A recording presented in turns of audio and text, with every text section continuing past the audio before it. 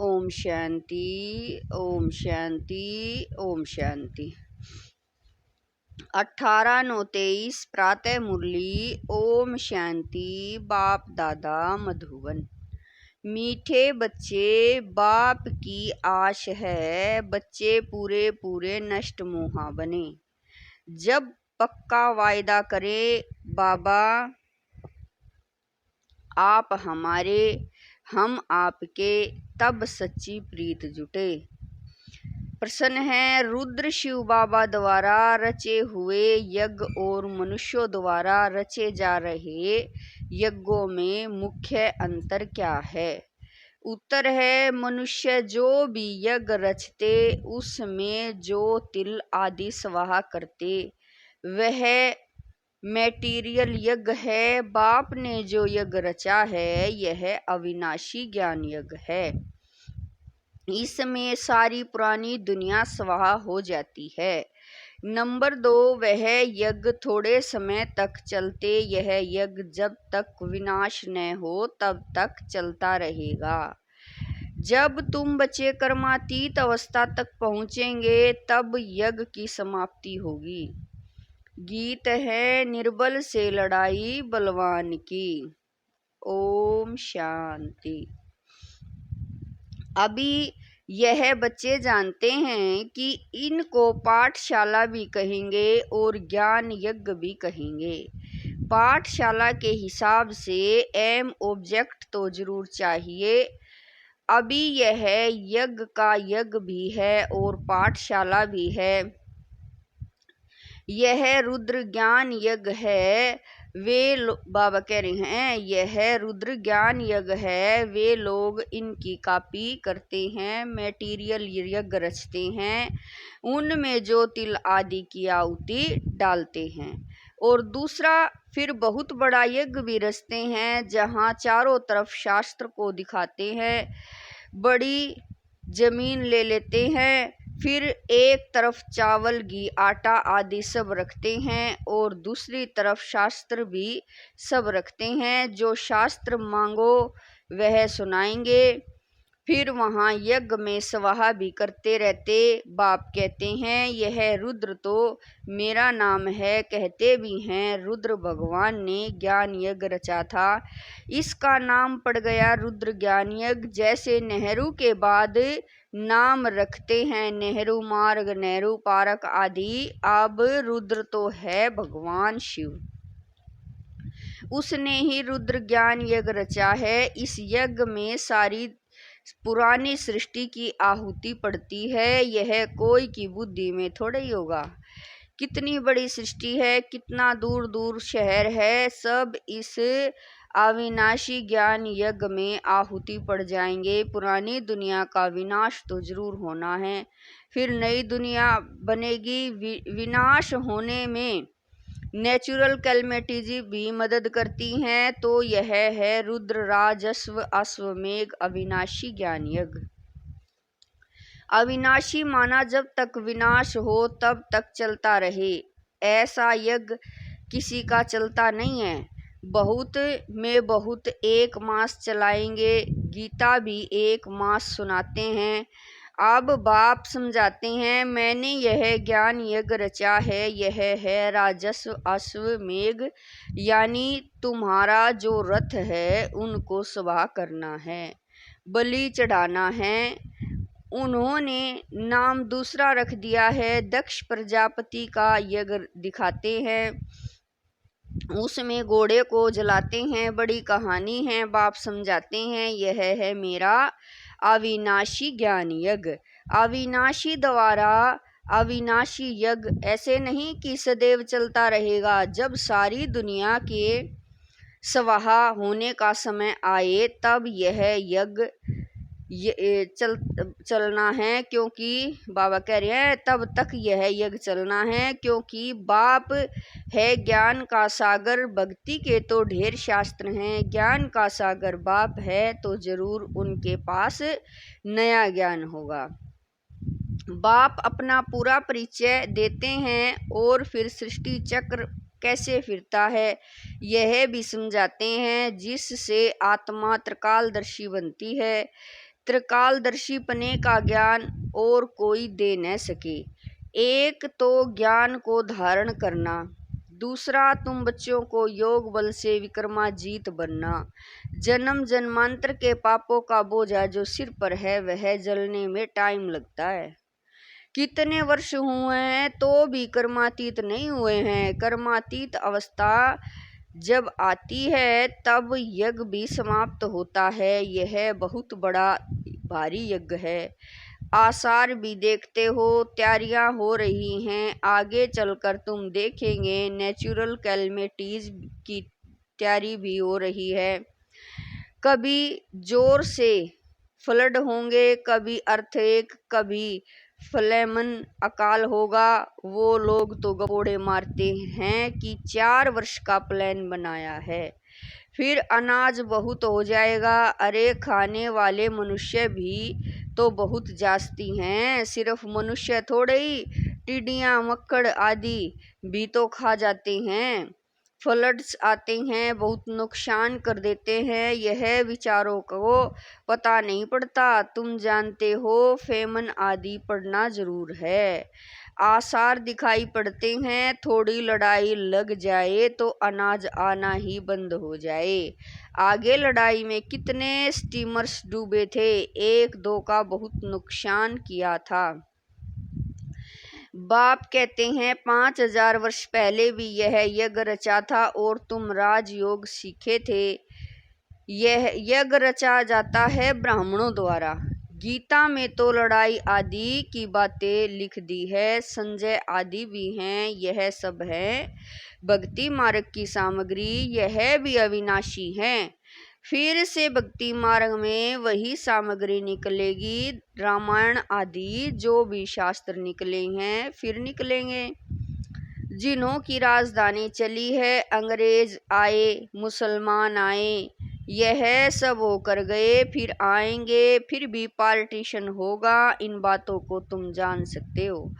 तुम्हारे में भी नंबरवार हैं, कोई तो कुछ भी नहीं जानते। तो बाप समझाते हैं कितने यज्ञ रचते हैं, उन्हों को समझाना है।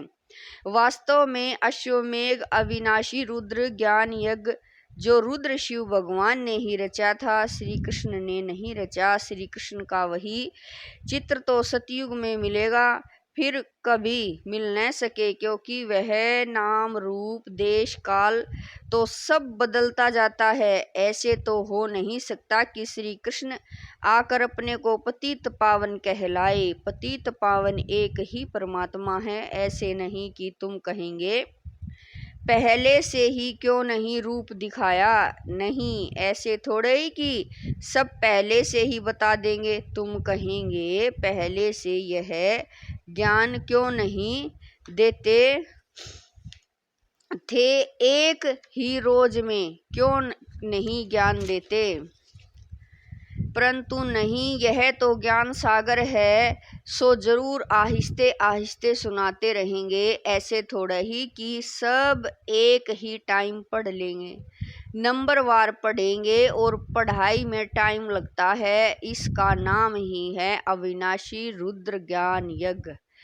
अब यह तो कहा भी लिखा हुआ नहीं है शास्त्रों में, निमित्त मात्र सिर्फ अक्षर हैं। भारत का प्राचीन सहज राजयोग, अच्छा प्राचीन कब, शुरुआत में, तो जरूर इस अविनाशी ज्ञान यज्ञ से ही स्वर्ग बनाया होगा। बाप कहते हैं मैं आता हूँ कल्प कल्प संगम युगे। उन्होंने भूल कर दी है, टाइम भी बदल दिया है, फिर सतयुग की आयु लाखों वर्ष लिख दी है, गपोड़े लगा दिए हैं। यह तो है 4 भाग, स्वास्तिक में भी 4 हिस्से कर देते हैं। ज्ञान और भक्ति, आधा कल्प ज्ञान दिन, आधा कल्प भक्ति रात। ज्ञान की प्रारब्ध मक्खन मिलता है, भक्ति की प्रारब्ध छाछ मिलती है। गिरते गिरते एकदम खत्म हो जाते हैं। नई दुनिया और पुराना जरूर बनना है। कलाएं कम होती जाती हैं, इसीलिए अब इनको भ्रष्टाचारी विशेष कहा जाता है।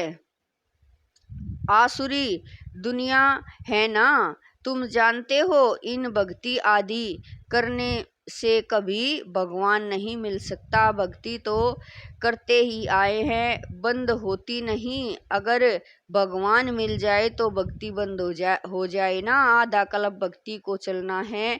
यह सब बातें मनुष्य को समझानी पड़ती है।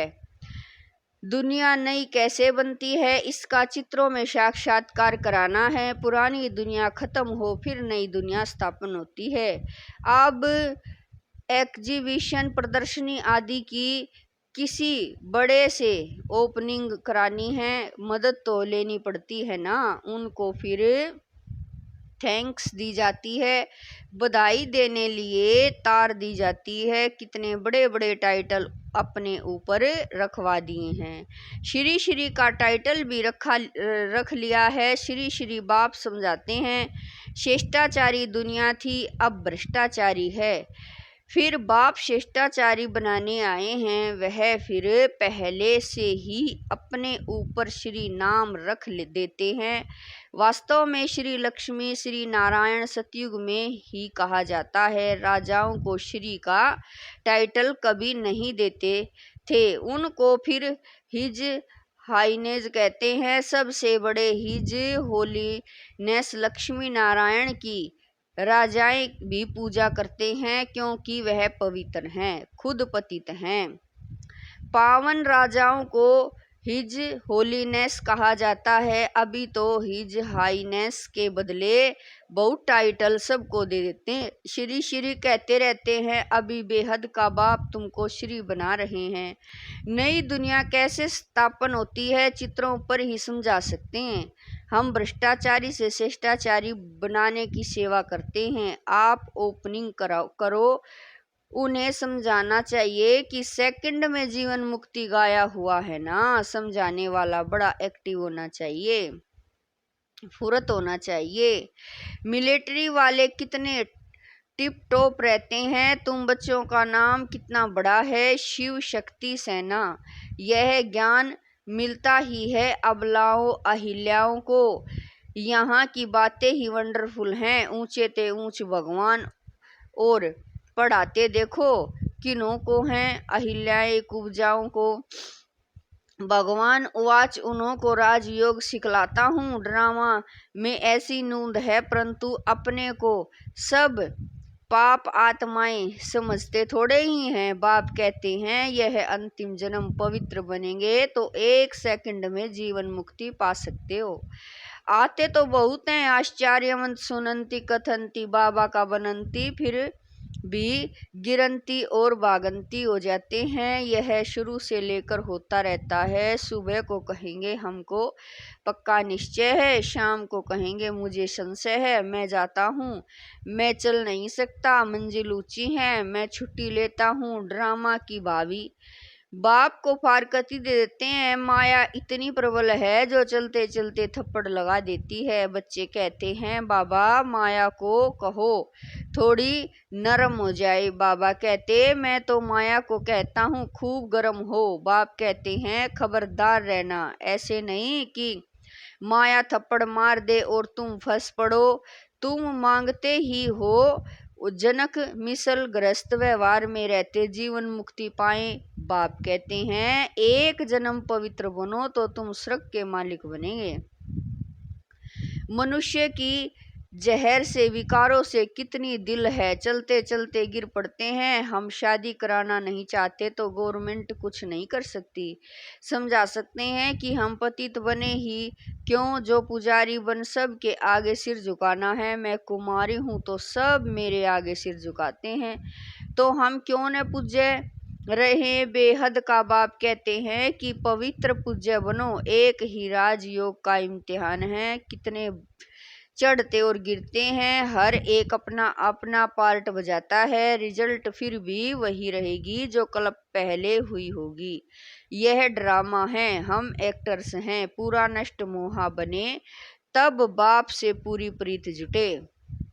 बाबा बस हम तो आपको ही याद करेंगे, आपसे वर्षा लेकर ही छोड़ेंगे। ऐसी प्रतिज्ञा करनी पड़े तब ही स्त्री पुरुष दोनों पवित्र बन स्वर्ग धाम जा सके। दोनों ही ज्ञान चित्ता पर बैठ जाएंगे, ऐसे बहुत जोड़े बनेंगे। फिर जल्दी जल्दी झाड़ बढ़ना शुरू हो जाएगा। अच्छा मीठे मीठे स्किल दे बच्चों प्रति माता पिता बाप दादा का याद प्यार और गुड मॉर्निंग। रूहानी बाप की रूहानी बच्चों को नमस्ते।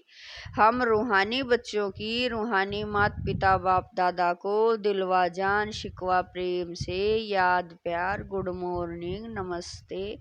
ओम शांति मेरे बाबा, लाख लाख शुक्रिया मेरे बाबा।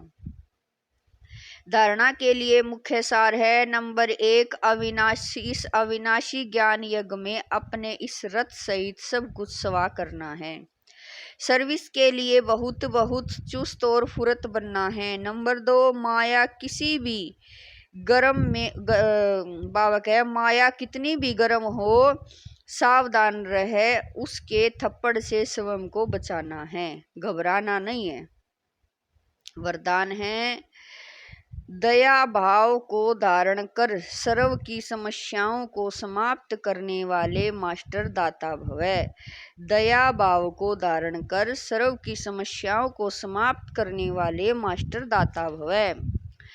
जिन आत्माओं के भी संपर्क में आते हो, चाहे कोई कैसे भी संस्कार वाला हो, अपोजिशन करने वाला हो, स्वभाव के टक्कर खाने वाला हो, क्रोधी हो, कितना भी विरोधी हो, आपकी दया भावना उसके अनेक जन्मों के कड़े हिसाब किताब को सेकंड में समाप्त कर देगी। आप सिर्फ अपने अनादि आदि दातापन के संस्कारों को इमर्ज कर दया भाव को धारण कर लो तो ब्राह्मण परिवार की सर्व समस्याएं समाप्त हो जाएंगी।